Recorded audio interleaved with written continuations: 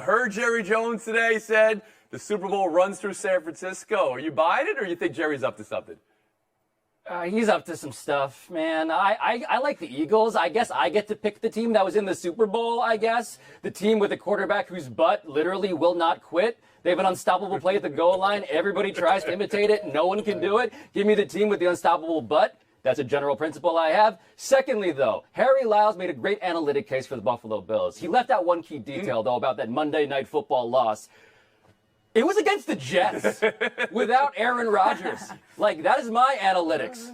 He lost to the Jets without Aaron Rodgers. They'll have to play the Jets again, but it's possible they won't match up with the Jets in the playoffs. So I hear what you're saying here.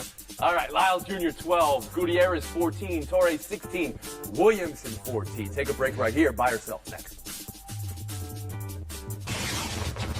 Jimmy Butler's new look. Ball out boy, Jasmine L. Watkins, points to you. The face on Bam Adebayo when he saw it was priceless. And this is how we get into NBA Media Day. It was NBA Media Day yesterday for everybody except James Harden, who no-showed.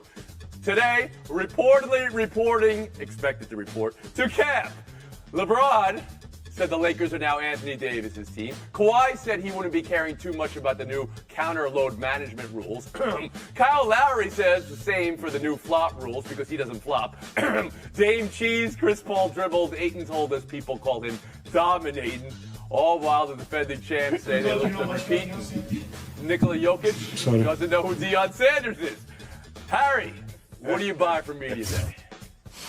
I mean, obviously, I've got to buy Jimmy Butler's new annual tradition of just deciding he's going to show up looking like a totally different person every year. Last year was the dreadlocks, this year was the perm. But for me, the other thing that really stood out that was not as obvious was Kawhi Leonard not taking anybody's crap about the load management policy. He said, I'm going to play if I am healthy.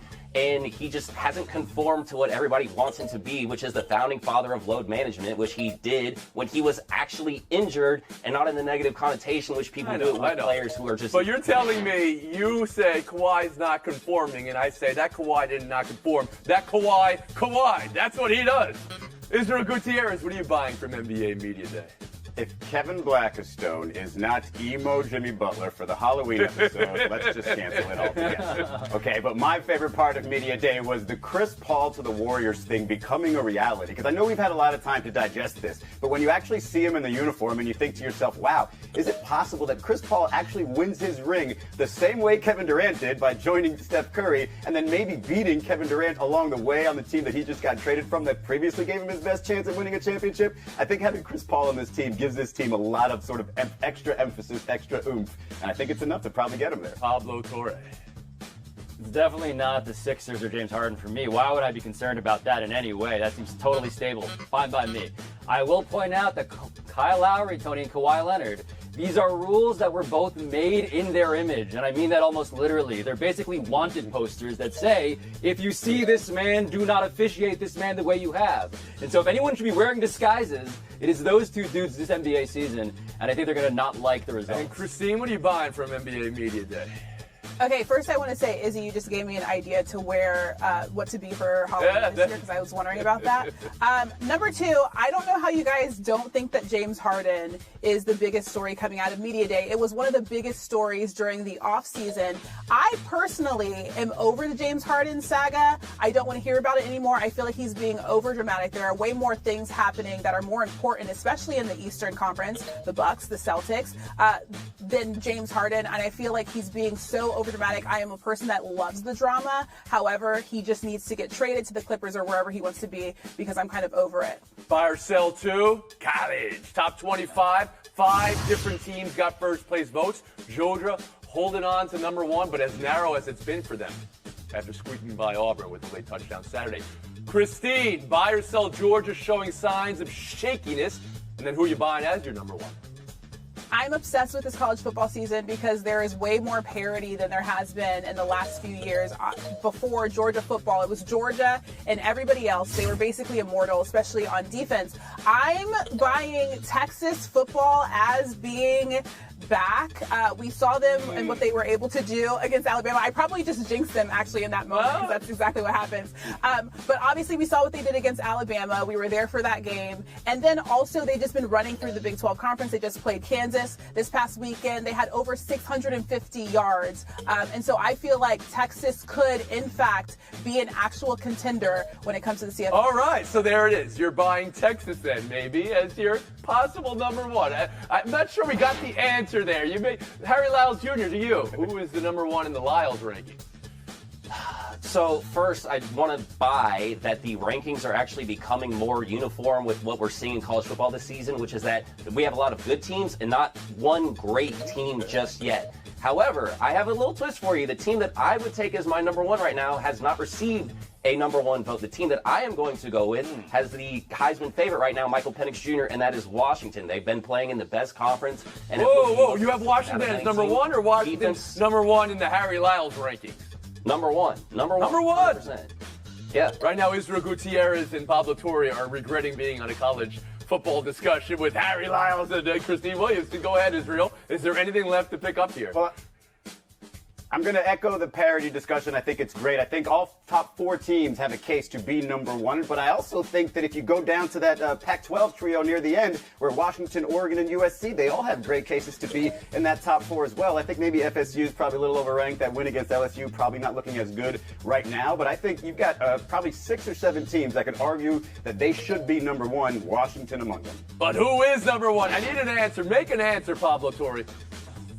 Yeah, I'm going to take Georgia. I'm going to take the actual answer here. You guys are talking about, Texas is back. Washington. Watch out for Washington. I'm going to take the team that has been in the Final Four of this college football playoff for 3 of the last 6 years, Tony. And maybe I'm just an SEC exceptionalist. Maybe I believe in their propaganda. But I'm too old to assume that the SEC is not going to be a factor when it comes to this thing we're going to watch at the end of the year. Give me Georgia, the easy layup. Christine, I gotta put it to you right now. Who is the number one? Are you going with Texas, or were you just making an argument with Georgia being number one? It's a fluid list. Oh, fluid doesn't really help you on this show right now. The points are going off. Oh no, what's gonna happen here? All right, we'll stop right there. Israel Gutierrez. Oh, come on. Pablo Torre. I've been waiting for this showdown. Rivalry. Harry Lyles Jr., Christine Williamson. Next. In their Around the Horn debut, 27 wins, 34 losses. That's the stats coming in. But Christine Williamson versus Harry Lyles Jr. This is a rivalry every day on Countdown to Game Day, and now we get into Showdown. Good luck. Showdown 1, Bill Belichick. The idea that he's on the hot seat. Something we talked about this offseason is, again, after the worst loss of his career, Pro Football Talk, Bill Belichick's seat could get hotter. Boston Herald, Bill Belichick's fingerprints all over the latest blowout loss. Harry, do you believe the greatest coach of all time could be on the hot seat? And maybe more significantly, could Robert Kraft do something about it this season? Tony, the idea of Bill Belichick being on a hot seat is absolutely wild to me. If that man has not built up enough goodwill to go out on his own terms, we are all in trouble. Christine Williamson. I feel like Bill Belichick is slowly going, this is obviously going downhill. It's not getting better. He's lost so many players. People asking whether or not he's able to get it done without Tom Brady. There's also a ton of other players that are missing on that roster. But do you believe the ownership, Robert Kraft, could do something about it in the middle of a season? I think they need to. Wow. Your first show and you get a hot take like that. We'll move on. Showdown 2 while we wait for your picks to come in on the baseball playoffs. I want to talk to you about Joey Votto's season-ending, possibly career-ending ejection for arguing a ball.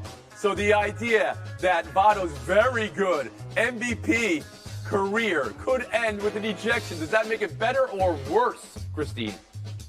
I think it makes it better. My career in volleyball ended on a very bad game. It was so bad that I was laughing during the timeouts. This will allow him to actually remember the end of his career, because otherwise he would just play another baseball game. Harry Lyles Jr.? I mean, yeah, it's cool. The way that I would look at it is less about him getting ejected and more about he could say, hey, at least I was right when I went out my way out the door. That's exactly right. That's a good point. Christine, would you be all right with your first show ending with a loss? I don't know. It's fine. It's Harry. Christine, it's take Harry. the FaceTime. 30 seconds. Okay, so since I did lose to Harry, I want to talk a little bit about something that happened this past weekend on our show, Countdown to College Game Day. We were at Duke University, and we had some fans that were there doing a dunk contest, and they dunked, this guy, his name was Cameron, I believe, dunked on the Blue Devil, and may or may not have hurt him. So